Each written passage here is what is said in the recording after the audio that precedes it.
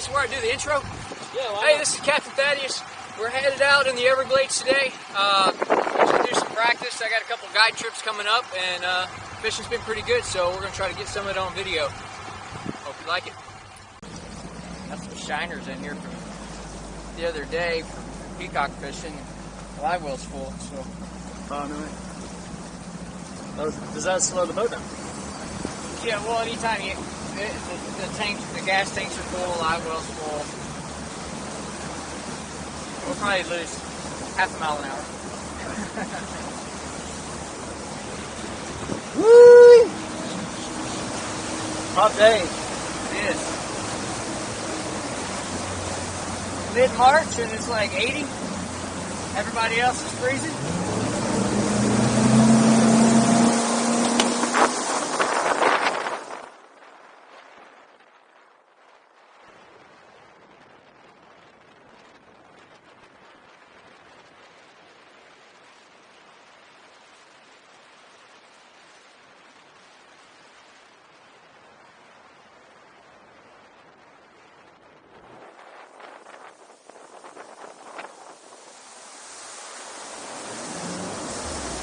Alright. So you go through there, it doesn't even look like you could fit. Yeah. Is that where you fish? No, we got a ways to go. Oh, okay. That'll be us one day. What? So that will be us one day. Yeah. Probably it's closer than we think. It's not too far away. Just the other day, we were still teenagers. Yeah, right. Living in the jumbo. Alright.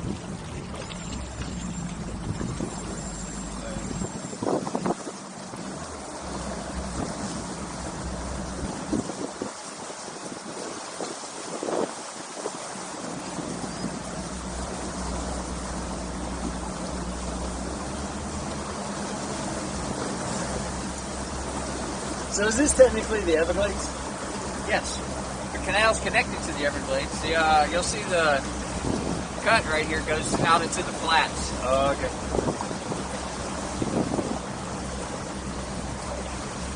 That's where the airboats go. Through there. Usually these are good areas to fish because the fish coming out in and out of the flats. Yeah, they look nice. Watch out for rocks.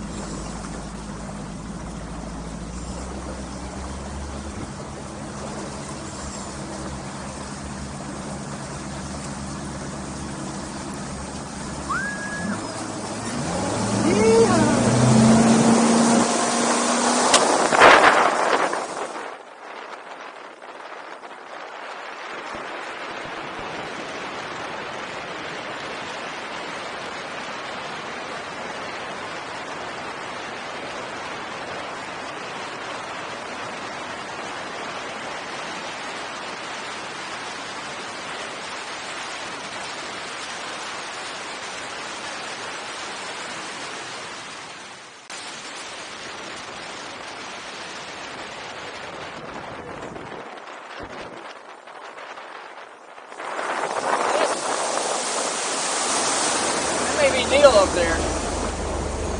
See some green shining through. Like a fellow guide. Yeah. You say Neo or Neil? Neil Stark with his green bolt on his boat. He's got a bass cat with a Yamaha. Huh. Call him and see if he's out here.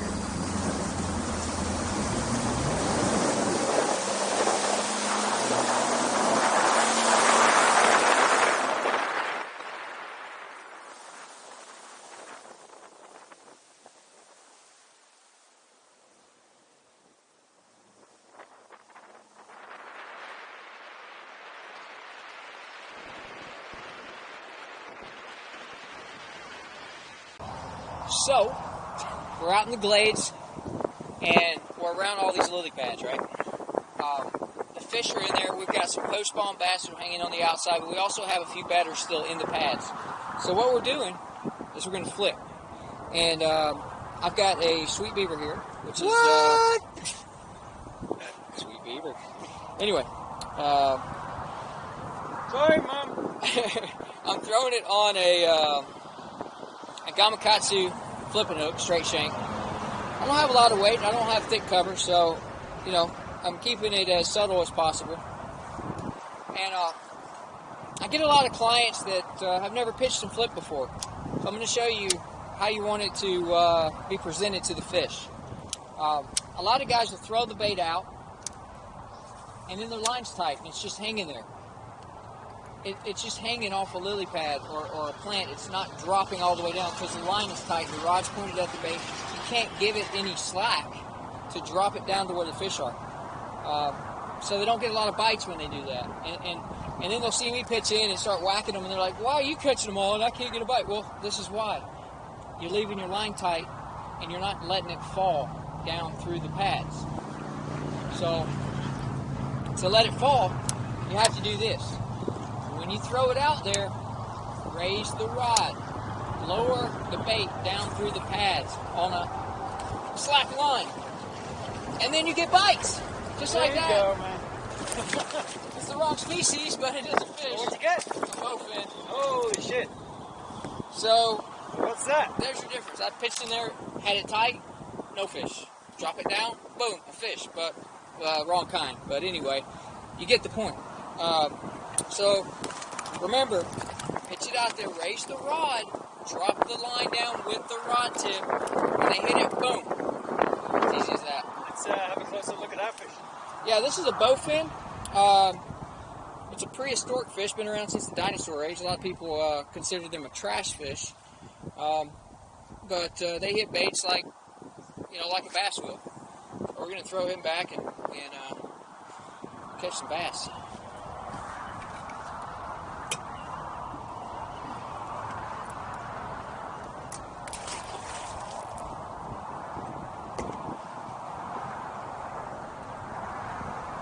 Why is he called a bowfish, you know?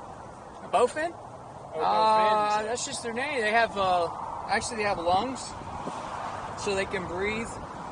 They come up and gulp air, fill up their lungs, and they can stay under the water with lower oxygen in the water. Yeah, and that's why they've survived so long. They can live in a small puddle of water with very low oxygen for a long period of time. All right, get your rig back up. I'm going to pass this over to Steven and see if he learned anything from my fantastic instruction guide. Because God knows what I'm doing is not That working. makes sense, but my fantastic guiding skills, we'll just say. Well, we got a lot of wind out here, so we're going to put out something called a drift sock or a drift anchor. That's what I call it. You can use your power pole to slow you down, but the wind is blowing pretty fast, and I want to go slow so we can pitch and flip these edges. So what we're going to do is I keep my drift anchor back here in the bilge, which is this deal right here. A lot of saltwater guys use this to slow their boats down during a drift, and I just incorporate it into bass fishing. So you can get these at... So that's not normal for bass fishermen to be using them? No, not typical. There are a bunch of guys that do now, but there weren't a lot when I first started using them. But I do see a few guys with these now. I mean, they're so helpful, especially if you have a small aluminum boat that just blows in the wind like a sail. You put one of these out, and it'll slow you down so you can fish like you have a big bass boat.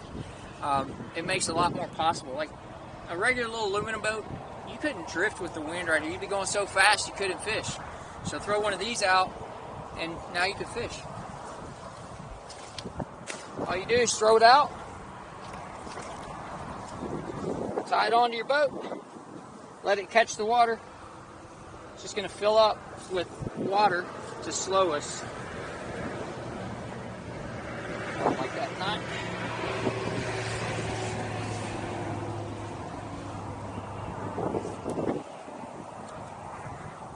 You'll see it start to fill up. This one's a smaller one. I mean, you can get them according to the size of your boat. I usually like a big one. Even in my bass boat, I'll use one that's like for a 30-foot boat. That way it almost, I mean, you're barely moving along. You got plenty of time to fish. That wind's starting to drag it back. You're going to see it open up. When you have this out, you don't want to do a lot of spinning around with your boat because it will wrap around your motor. You want to keep that from happening. I mean, it's no problem reaching back there and unwrapping it, but you can prevent that by not spinning. And then also I'm going to lower the power pole a little bit to balance it out. I've got the drift sock on one side, power pole down on the other side, not touching the bottom, just kind of, dragging in the current, slowing us down. Well, now we can fish slow.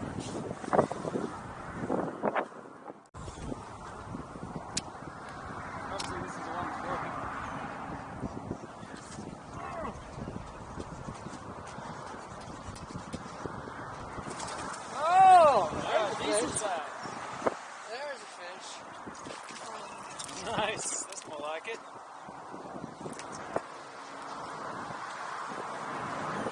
Barely caught it. Check this out. Now we're getting somewhere. That may be a small female.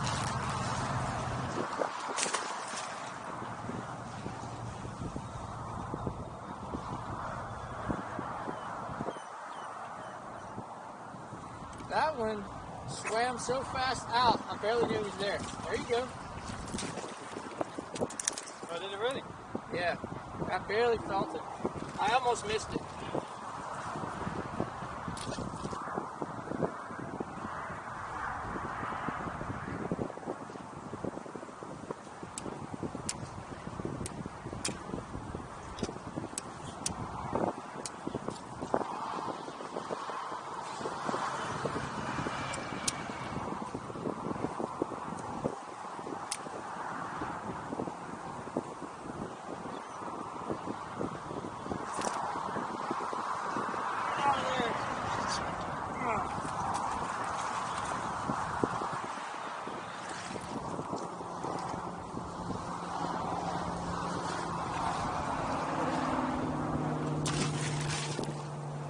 It's on now.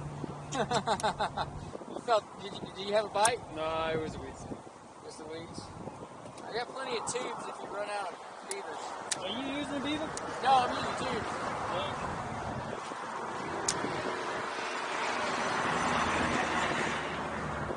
I don't even know where the beavers went. Right up there. Oh.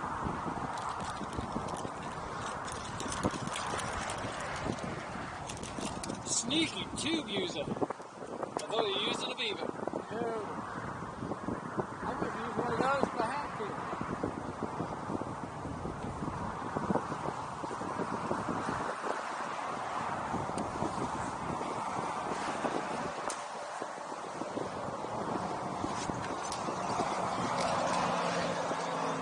Dance, Billy, dance. Oh, I thought it was big.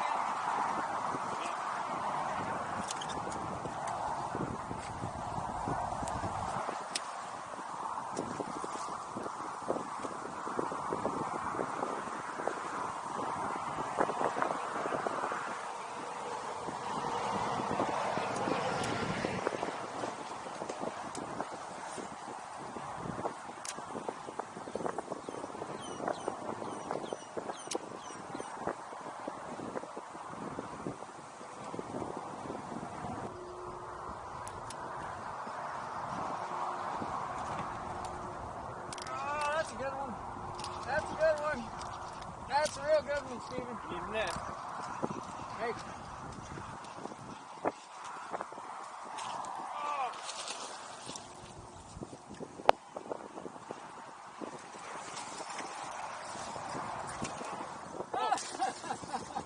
That was my fault. Oh, that's a bass. Boys and girls. Holy shit, look at that bad boy. Oh, that's a bass. Damn. What a terrible landing job we did.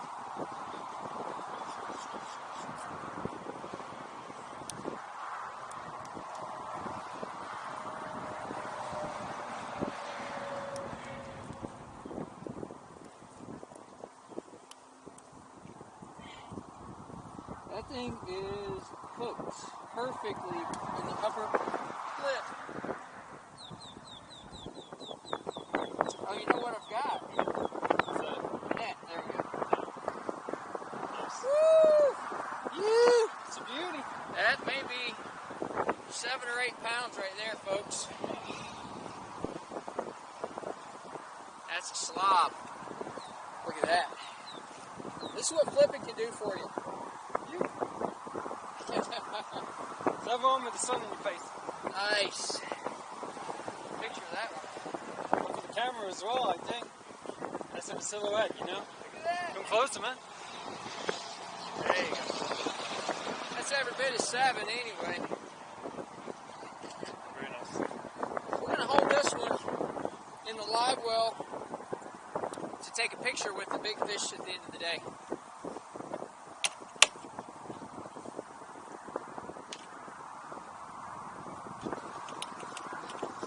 Good job! As they say. Yeah! Ah!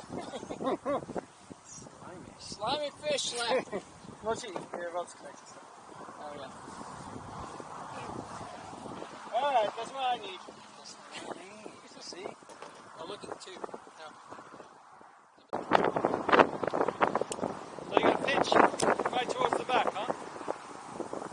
Yeah, whatever you desire. Not like that. You want to go way back there, or you can go close to the edge. Figure out what section they're in. You're doing that thing I was talking about. You have to talk about it again, because I can You got to keep the rod up, drop it down. When you're going out with it, raise the rod. Like this, look. See the rod's way up high? Right.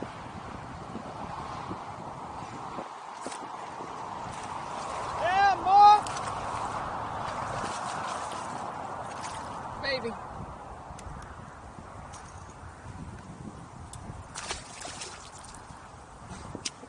You don't want to go that far. You got digging? No! But damn, I wish I had! It's opposite you, right?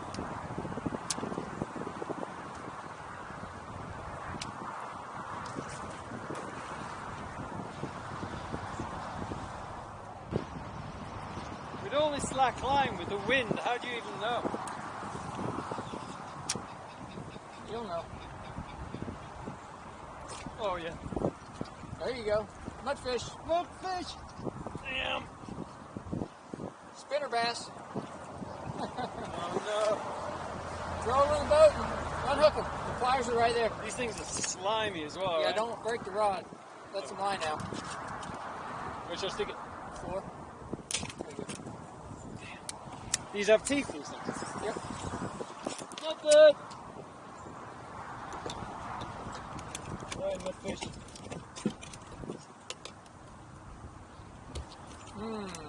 This one. Yep.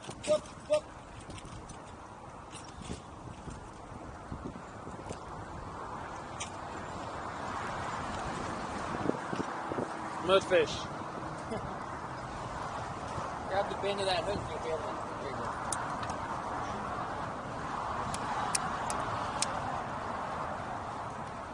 Oh, ready, bro?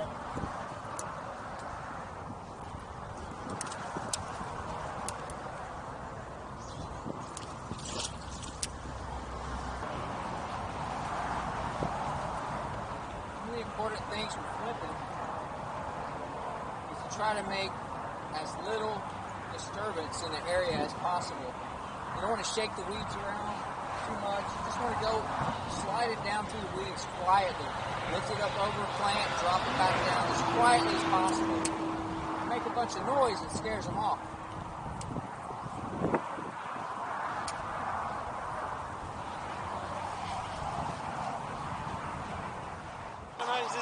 This is more of a big fish kind of bait, right? Yeah. Trying to get one of those big females off the bed in there.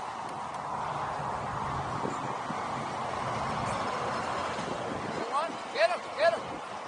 Pull him out. that was a fish. a long one. Fat, really long. Well, he's a bass, so that's a good beginning.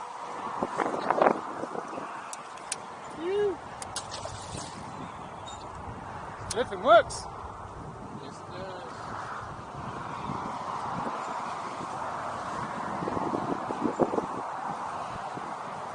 I wanna flip forever. Some people, this is all they do. They don't have any other rods in the boat, just flipping rods.